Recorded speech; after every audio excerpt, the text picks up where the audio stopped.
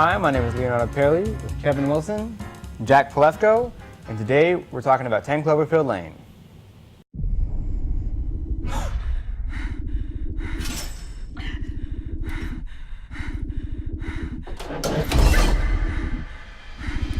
What are you gonna do to me? I'm going to keep you alive.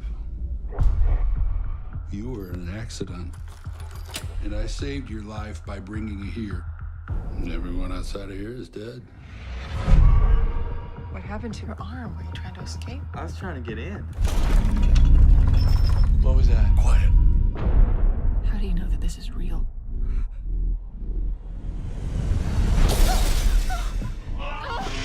They're going to get all of us killed! No! Don't open that door! Something's coming.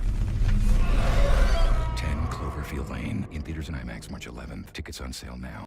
So 10 Cloverfield Lane is directed by Dan Trachtenberg, and it's phenomenal. Oh yeah, it's a really great movie, which I didn't watch until recently, and you suggested it, and I watched it, and I was like actually blown away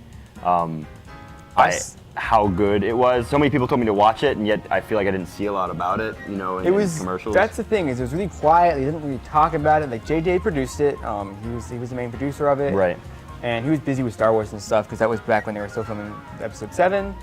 And I saw it in theaters, and my friend told me to go see it. He was like, "Hey, we're gonna see 10 Cloverfield Lane. Do you want to come?" And I was like, I didn't really know, and it was mind blowing. Like it's so suspenseful. It's so well written. It's so well acted.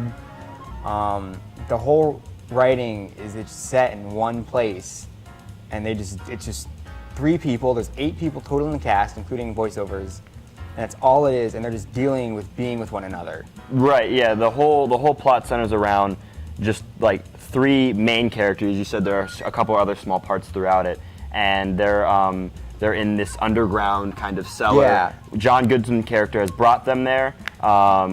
The 2 characters, Emmett and Mary Elizabeth Winstead's character, all of which are fabulously acted, but we'll get to that later. And so he brings them down there and he says, "Hey, there's a war going on up, or chemical warfare." They don't know, but all that John Goodman is telling them is that there's something going on and they need to stay down there, and they don't know if they believe him.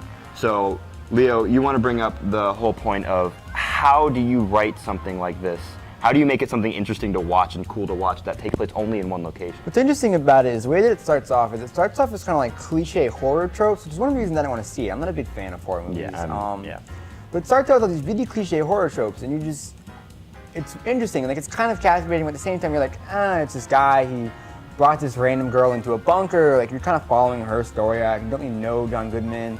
And this other guy, Emmett, who's in there, and you're just kind of hesitant. And as they build it, it's solely character driven on this acting and how well you can relate 3 random characters that don't know each other, and you just shove them into an area.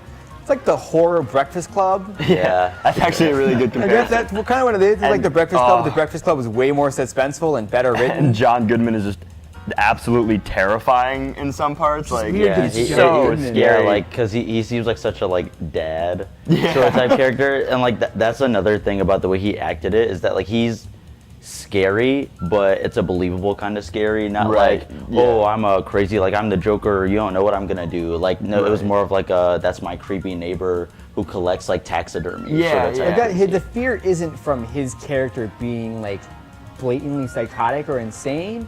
The fear is from you just having no idea who he is, and him just having this huge bunker with food, and just having these 2 people kind of trapped with him. Right. And that's all you know. You know nothing about it, and they just play into that. Like, you don't know anything. You don't know what's going on. Like, he mentions he has a daughter, and like that's a whole side plot. Is like, who's his daughter? Is like he real? Is any of this stuff that he said real? Like, is stuff actually going on? Chemical warfare actually going on? It's just so well crafted into this tight space to talk about what happens if you just throw these people into this bunker that have nothing in common. Yeah, like that cabin fever element also really sells the characters individually. The relationship between like Mary Elizabeth Winstead's character and Emmett is super believable, just because you can really believe like you know, two people trapped in that situation would become friends in the way that their friendship develops. On top of the fact that, you know, we mentioned you get like the bare minimum amount of information on who these people are outside of this.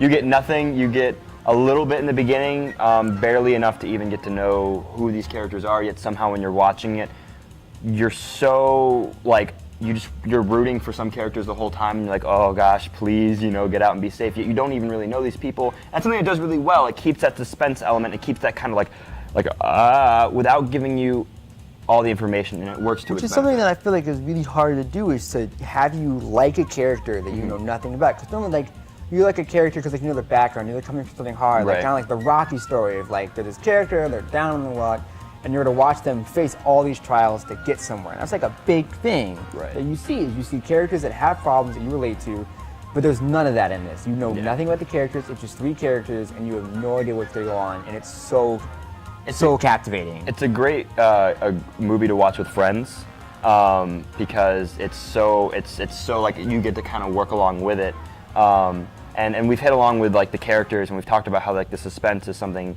that really drives it home, and one of the creepiest parts about the movie is the place that it's in, the whole location, and if in the movie, so in the cellar, it's not decrepit, it's not like a dungeon. Like John Goodman's character sets it up to be like a living room. Well it has furnished. like a jukebox, and there's a kitchen, and like it's really comfortable, but it's really, really tense. Like, have you ever been in a household where like the dad is kind of like a really awful person, and then has his 2 siblings, and you should be comfortable there because it looks nice, but he won't let them touch anything. Like, that's the kind of feel you get from this movie. And you want to watch a good suspense. Like, this is the movie to watch. So you can go movies.spinnakertv.com is where you can watch this. We have a ton of movies on demand. 4 sales out of 5 for me. Yeah, I'd agree with that. 4 out of 5. I definitely agree. It's a great movie. Solid suspense movie. Definitely should check it out. I'm Leonardo Paley. Kevin Wilson. Jack Lefko. And this is Film Flock.